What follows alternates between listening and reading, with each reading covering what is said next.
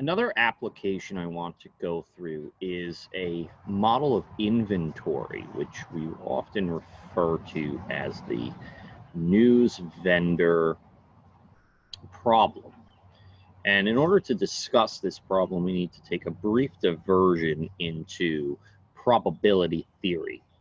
So here we're going to assume that a probability distribution is a function such that when I take the integral over all positive values from negative infinity to infinity, which just degenerates down to the possible value, the values of x for which the function here is bigger than 0. It's any function such that the integral over the whole line is just 1. We also define the expected value of a random variable to be the integral over all possible values of x, or I should say more generally, the expected value of a function of a random variable is equal to, well, I should use g of x here. G of x times the density function, which is what that is here. In other words, if the possible values that x can be assigned to follows this probability distribution, then the expected value of a function of that variable can be easily found with this. We're going to take a look at the case when the function is what's called continuously uniform from the interval for all possible values between 0 and 10. So suppose for the moment that I can sell any number of products between 0 and 10, any number, even fractions. And any number, the amount of demand that I have can lie anywhere between 0 and 10 uniformly. In other words, it's equally likely that I'll sell 0 or 0.1 or etc. Okay, it's all equally likely. So in this instance, we're going to let d be a random variable and say that that represents demand, how much demand I'm going to have in the current day. We're going to also let q represent how many units I'm going to order, p the price per product, and c how much it costs me. And so here's how the problem goes. Assume that demand, what that value is going to be, is uniformly distributed. It's some number between 0 and 10. And so in order, for example, to find the chances that I'll have somewhere between 1 and 2 units is just the area under this curve right here. Okay. So the d here is random. I don't know what it is, but what I can do is make some models with it. And here's how we go about doing that. Suppose a news vendor comes up to the newspaper and purchases Q products from the newspaper for C dollars per newspaper. And they go out on the street and they sell it for P dollars per newspaper, but they don't know exactly how much they'll sell. D is random, although we do know what the probability distribution, that is the likelihoods of selling different types of quantities, we know what that looks like. So let's take two situations. If we don't know what D is, that means we have two possibilities. Either we order too little or we order too much. If we ordered too little, then the cost per newspaper to us, or the total cost that will incur as a result of this situation, is that we could have sold an extra D minus Q newspapers, which means we could have made a profit of this in this instance. So this is what we refer to as an opportunity cost. It's how much money I could have made had I made a different decision. On the other hand, if D is less than Q, then that means I've ordered too much. It's assumed that I can't sell them, and therefore I paid for Q minus D papers, I'm not going to use, and therefore I incurred a cost of C times Q minus D. Now, as it turns out, we can write these two situations in a neat little mathematical equation by using the maximum function, which just gives us back the highest value of two possible inputs. Here, it's going to take the maximum between D minus Q and 0 and add that to C times the maximum between Q minus D and 0. So if we have this situation, then we know D is bigger than Q. We're going to get a positive number here, but a negative number here. And so it'll return 0, which then this term wipes out. In the opposite way, if Q is bigger than D, then this is a negative, which means we'll get 0 here. This will wipe out, and we're back with this over here. However, as I mentioned, the D is random, and so I can't really take a derivative of this because I don't know what D is. In the instance of probability models like this, what we often do is take what's called the expected value, and we can kind of think of that as an average operator. How much cost on the average is it going to cost me? Not exactly, but on the average, if I were to order Q units. So the question then is, well, for what value of Q would give me the absolute minimum? Okay, what value of Q? Well, let's work through the math and according to what we just did here. Notice that the g of x is this entire thing here, and the f of x is the 1/10. So the expected value of this whole thing is the integral from negative infinity to infinity of p minus c times the maximum between d minus q and 0 plus c times the maximum of q minus d and 0 here. And that whole thing multiplied by f of x, which is 1/10 times dx. So here I can actually do some working with the integrals around, and I'm going to just erase all this since none of this is now necessary anymore. And I'm going to move around some of my equations.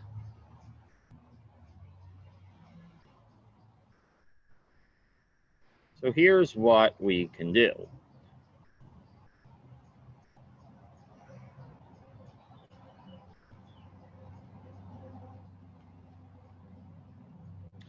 The first thing we can do is split the integral up. And actually the first thing we can do is something even simpler, which is that we know, okay, and oh, I'm sorry, let me remove the d because the d gets replaced with x. Sorry.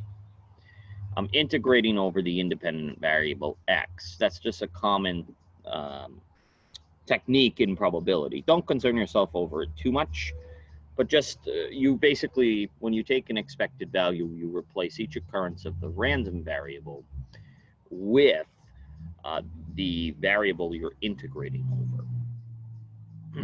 So doing that, you'll notice that the possible values of my demand only lie from 0 to 10.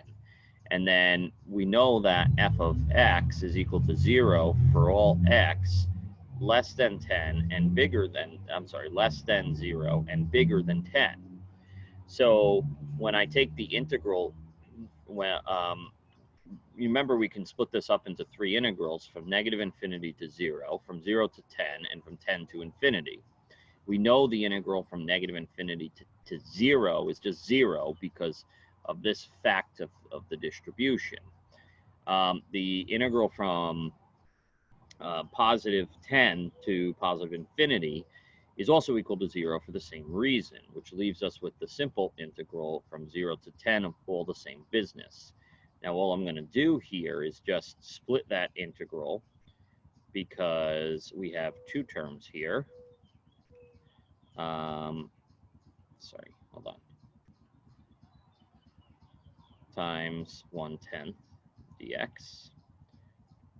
And then we have the maximum of q minus x and 0 1/10 dx.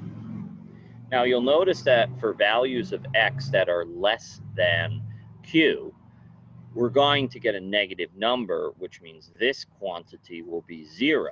So for all numbers less than q, that will just be 0. Remember, we can break this integral up from 0 to 10 as 0 to q, and then from q to 10. So we know that all values which are less than q is 10. So this would just, we would get 0 here. So whatever this integral is, it just defaults to 0. So we actually are able to change the limits again on this first one as just simply being q10 p minus c. We can get rid of the maximum because we know that x on this integral is always bigger than q. The values that are being plugged in for x on this limit are all bigger than q, which means we're always going to have x minus q, and the maximum just goes away. By similar reasoning, we notice that the limit here will change from 0 to q, because for values less than q, we get a positive number, but once it gets bigger than q, it goes negative, which this returns 0, etc., etc., etc. And because for values on between 0 and q, we know this is always going to be the quantity chosen, we can just get rid of the maximum, and we're left, of course, with just this expression here. Now, what we can do is go about conducting this integration. We can take the p minus c out over 10 and compute the first integral, which is 1/2 x squared minus qx, integrated from 10 to q, plus, same reasoning, take the c out over 10, and we get q minus x, which the first term is qx, the second term is 1/2 x squared, and again, q and 0. Working all of that out, we notice that we get p minus c over c. 10 squared is 100 over 2 is 50, so we get 50 minus 10 q. When we plug q in, we get, so this is then plus. Sorry, we have two minuses. No, we don't. I lied to you there. We're one minus, sorry. And that's not a plus. This is actually a minus. Remember the fundamental theorem of calculus here. Minus the q plugged into here, so we get 1/2 q squared, minus q plugged into here, q squared.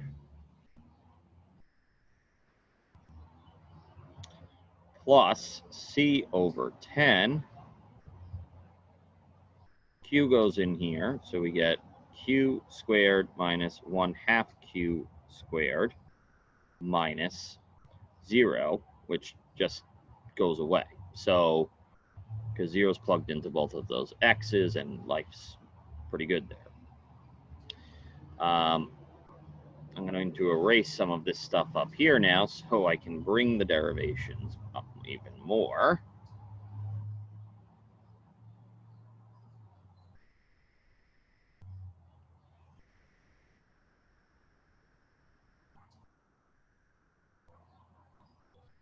Okay, perfect. And let's see if I can bring this stuff up here. Perfect. So now what we do is, we work through the algebra basically, right? Here we have p minus c over c times 50 minus 50 minus 10q plus 1/2 Q squared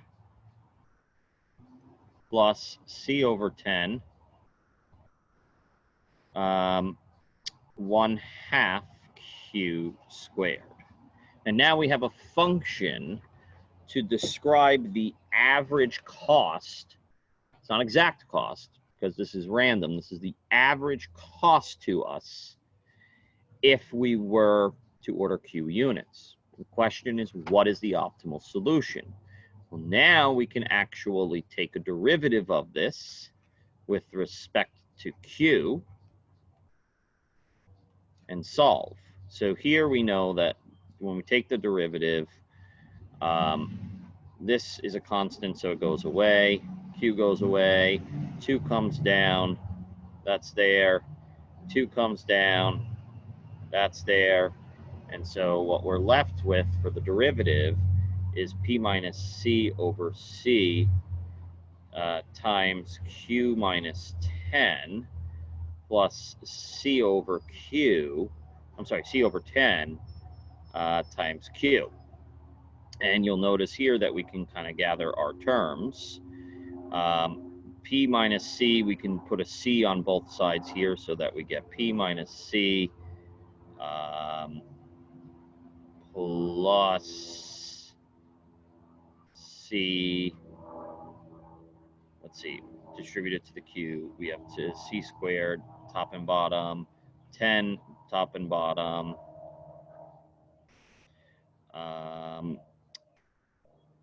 In other words, what I'm doing is I'm 10 and 10, right? So that we have the same denominator, C and C, so that we have the same denominator. And then we can pull out the Q in the first term there.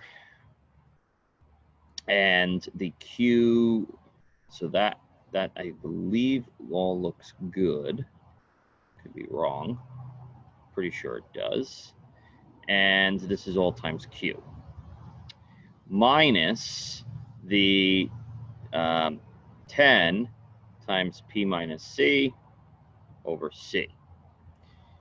So that's what our term boils down to. Now, if I were to take this now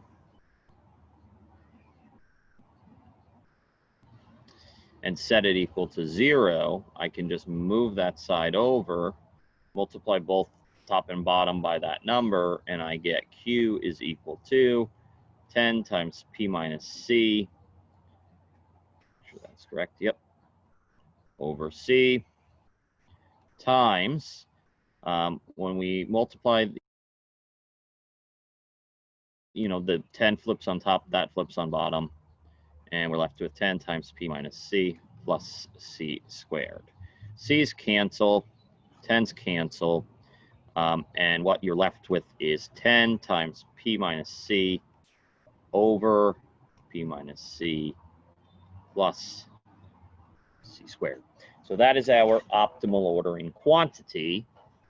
You would need to take the second derivative to check that that is actually a minimum.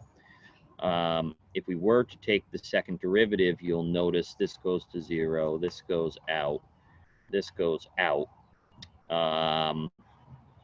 And you're just simply left with P minus C over C plus C over 10. And then you have C squared, 10, 10, when added together.